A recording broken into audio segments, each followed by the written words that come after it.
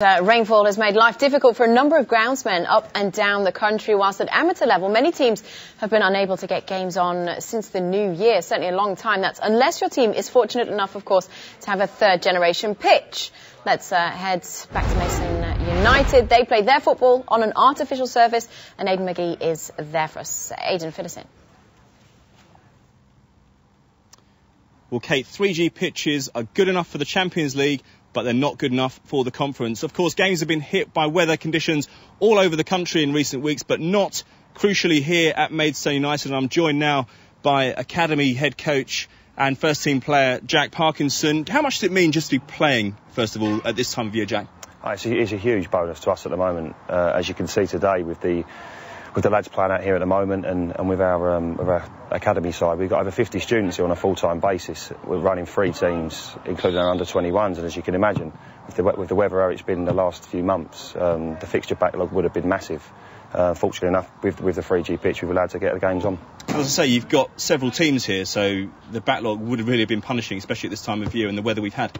Yeah, most definitely. And what we have found is a lot of teams now have got to the point where they're phoning and wanting to change games over, and we're rearranging games that we would have been playing away, where the pitches are waterlogged on a constant basis. Other teams are coming to play here, and it's a massive benefit for us. And let's look behind us, and there's a match behind us. It's Maidstone under-18s against Erith. And there's a strong school of thought that 3G pitches encourage passing football. Has that manifested itself in the teams you've coached? Yeah, most definitely. I think as you can see now, what it does do, it encourages players to run with the ball a lot more. They concentrate more on their first touch, and I think any team that wants to come down and play, not just here on any 3G pitch, it does encourage that new style of football, that the passing game that people want to try and bring in. And I think it's a massive bonus to the players as well, because you get a true roll and you're going to get a true bounce. And I think that for any player that wants to play football, it's a fantastic advert. Does that mean long ball teams would, in theory at least, struggle on a surface like this? It encourages better football?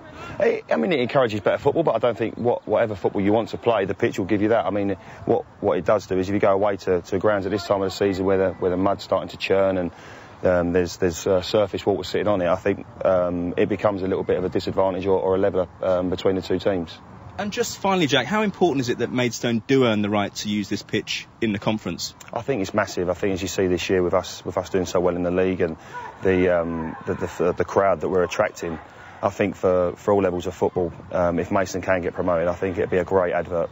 OK, thanks for your time there, Jack. So, battle for Maidstone United on and off the pitch. In just a short time from now, we'll be hearing from a team who haven't played on their own grass facilities since December the 1st. OK, latest for you now from the